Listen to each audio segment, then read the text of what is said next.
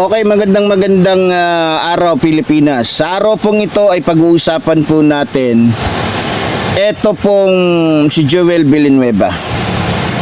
Alam nyo, sa totoo lang mga minamahal ko mga kababayan, ako ay naaawa at talagang nalulungkot sa buhay po nito ni Joel Villanueva. Bakit? Unang-una po mga minamahal ko mga kababayan, ito pong taong ito ay lumaki sa tabi ng kanyang ama bilang isang pastor. So si Eddie Villanueva po, kung maalala ninyo, yan po ay tumakbo ng pagkapangulo.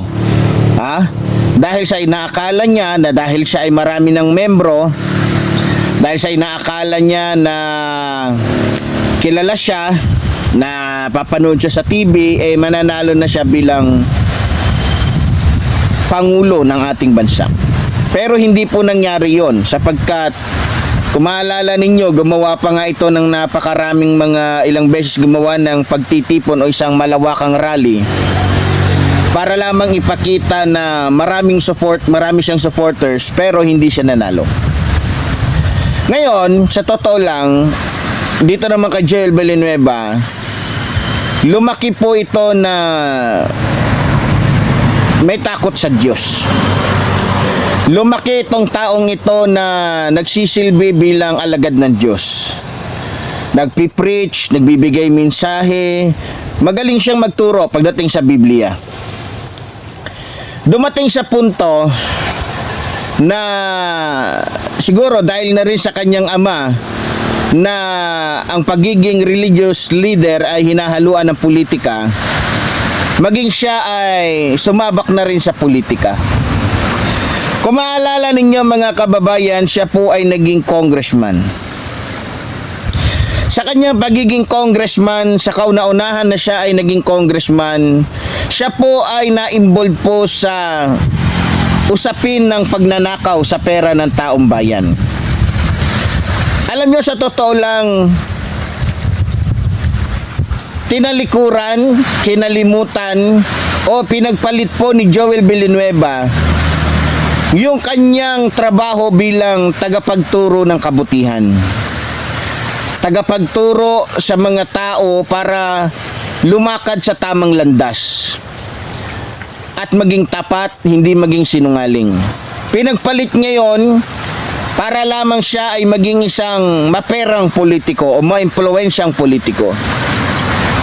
Sa totoo lang mga kababayan, hindi naman talaga nararapat si Joel Villanueva na maging politiko. Dahil tulad nga ng sinabi ko, siya po ay naglilingkod sa Diyos. So ibig sabihin, ang kanya talagang amo, ang kanya talagang pinaglilingkuran, at kung saan talaga siya dapat na babagay, ay kinalimutan niya bilang isang pastor. Ginamit niya yung kanyang katanyagan, nakilala siya bilang testament. Ginamit niya yung mga pagkakataong yon para siya ay magkaroon ng isang malawak na posisyon o mataas na posisyon. At sa totoo lang, yung kanyang pagiging religious leader ay naging secondary na lamang niya ito. Baka nga pangatlo na lamang ito sa bahagi ng kanyang buhay. Dahil unang-una, simula po nang siya ay naging politiko, mas naging abala po siya sa katiwalian. Bakit ko nasabing abala siya sa katiwalian? Kung hindi siya abala sa katiwalian, madadamay ba siya? Masasama ba siya sa kakasuhan ngayon ng ombudsman? Katulad ni Jingo Estrada? Siyempre hindi.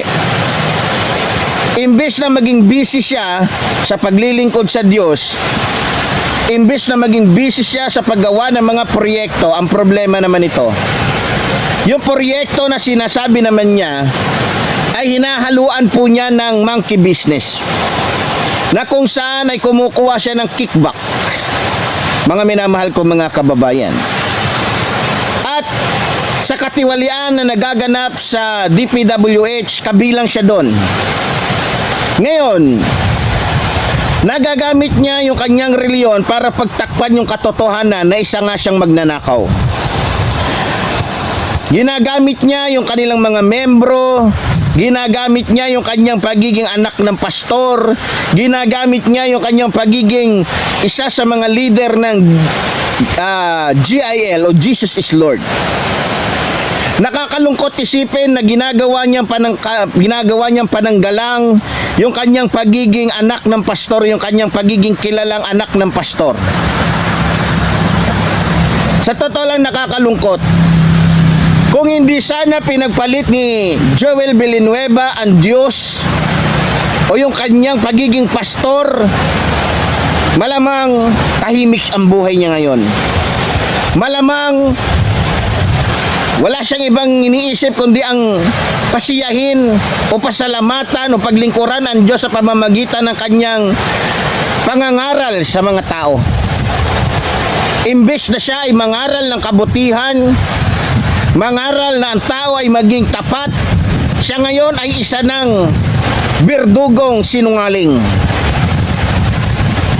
Na kumbaga, kung titignan mo yung kanyang kasinungalingan, ay mahalin tulad natin sa kasinungalingan ni Satanas. Ginagamit niya yung kanyang karunungan sa Biblia. Ginagamit niya yung kanyang pagiging mahusay mangaral sa salita ng Diyos para pagtakpan yung kanyang mga ginagawang katiwalian sa taong bayan. Sayang, Joel Villanueva. Pinanganak ka para maglingkod sa Diyos, pero mas pinaglingkuran mo ang pera. Pinanganak ka para mangaral sa salita ng Diyos, pero mas naging abala ka sa pagnanakaw, naging abala ka na sumama sa mga taong katulad ni Jinggoy Estrada na isa ring magnanakaw na katulad mo. Masakit, hindi magandang pakinggan yung salitang magnanakaw. Hindi magandang pakinggan yung salitang mandarambong. Hindi magandang pakinggan yung salitang sinungaling. Pero yan ang ginagawa o pinapakita nito pong ni Joel Villanueva, mga minamahal ko mga kababayan. Alam nyo, marami pong magagaling na pastor. Marami akong kilalang mahuhusay, matalinong pastor. Pero sa kabila ng dami ng inaalok sa kanila, oportunidad na maging kabilang sa politika, tinatanggihan po nila ito. Bakit nila tinatanggihan?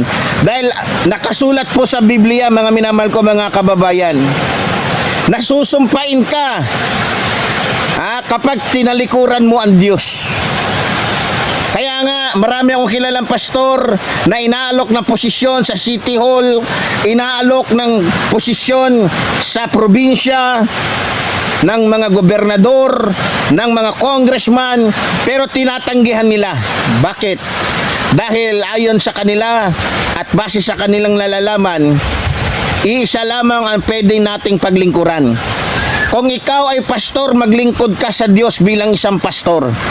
Huwag kang sumabak sa politika dahil hindi ka diyan nakadisenyo at hindi ka diyan inutusan. Kaya kung makikita ninyo mga kababayan, marami pong mga ministro, marami pong mga pastor na nakikialam patungkol sa politika na napapahamak o nadadalahig o nasisira ang kanilang mga pangalan. Kagaya na lamang po ni Kibuloy. Kagaya na lamang po ng ilang pang mga kilala nating mga reliyon na mahilig sumama o sumali sa usaping politika, na kung saan ang kanilang mga pangalan ay talagang talamak na at nakikita natin na talagang hindi na maganda yung kanyang pagkatao sapagkat talagang gusto niyang sumiksik sa politika. Bakit sa politika sila sumisiksik? Mga kababayan, kasi sa politika, mga minamahal ko mga kababayan, may pera, may bilyones dyan, may milyones dyan. Kaya maraming mga pastor na ginagamit yung kanilang pagiging pastor para lamang magkapera. Tingnan nyo yung ibang mga pastor dyan. Yung lalong-lalo na yung mga pastor na pinapanalangin si Jinggoy Estrada, etong si Cayetano. Marami akong nakita pumupunta ng Senado, mga pastor. Ipagpipray si Cayetano, si ganito. Siyempre alam nyo kung anong habol ng mga yan, posisyon. Ang habol ng mga yan, mabigyan sila ng love gift. Love gift na mula sa pera ng taong bayan. Kaya pakiusap ko sa mga pastor, lalong-lalo na yung mga pastor na tuwang-tuwa pag binibidyohan sila na pinapanalangin nila yung mga mandarambong, mahiya naman kayo sa sarili nyo. Sa ginagawa nyong yan, para bagang pinagtatakpan nyo pa yung pagiging mandarambong ng mga magnanakaw na yan. Huwag na kayong umepal, kayong mga pastor kayo na pumupunta sa Senado para lang kunyari ipapanalangin si ganito, ipapanalangin si ganyan. Pumunta kayo doon at tulungan ninyo na aminin nila yung kanilang mga kamalian, hindi ipapanalangin ninyo sila para maligtas sila sa tiyak na pananagutan nila. Kahit ano pang panalangin ninyo, kayong mga pastor kayo na umiepal, hindi naman lahat.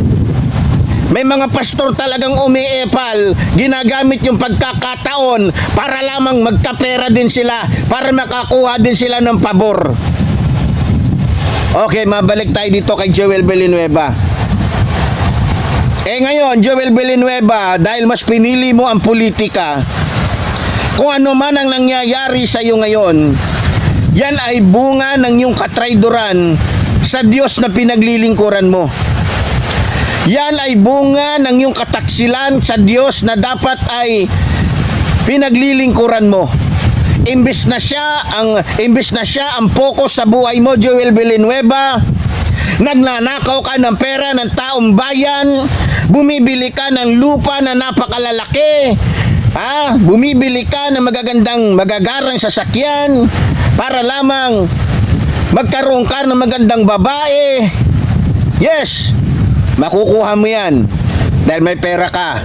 Walang imposible sa mundong ito basta may pera ka. Pero yung bunga ng iyong katrayduran sa Diyos na makapangyarihan sa lahat, aanihin mo yan, Joel Villanueva.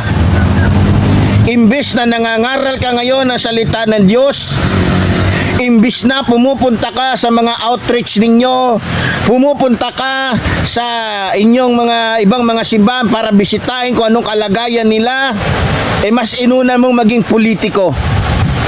Bakit?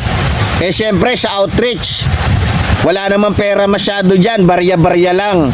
Samantalang sa pagiging politiko, Joel Villanueva, di ba? May milyon-milyon ka, may magagarang sasakyan ka pa, may babae ka pa, sikat ka pa, may kapangyarihan ka pa, may mga gwardiya ka pa. Di ba? Masarap ba ang buhay, Joel Villanueva, bilang isang politiko? Mahirap ba ang maging alagad ng Diyos? Mahirap ba ang maging alagad o tagapagsalita ng Diyos kaya pinagpalit mo yung pagiging pastor mo sa pagiging kawatan na senador? Medyo masakit, mahanghang ang sinasabi ko, Joel Villanueva, pero yan ang totoo. Sorry, pero yan ang totoo. Mas ginusto mong maging kawatan na senador kaysa maging tapat na pastor. Yan ang katotohanan. So sa ating mga kababayan, sumuli po tulad po ng sinasabi ng lingkod, mabuhay po ang ating inang bayan, mabuhay po ng mamahal sa ating inang bayan. Maraming salamat po.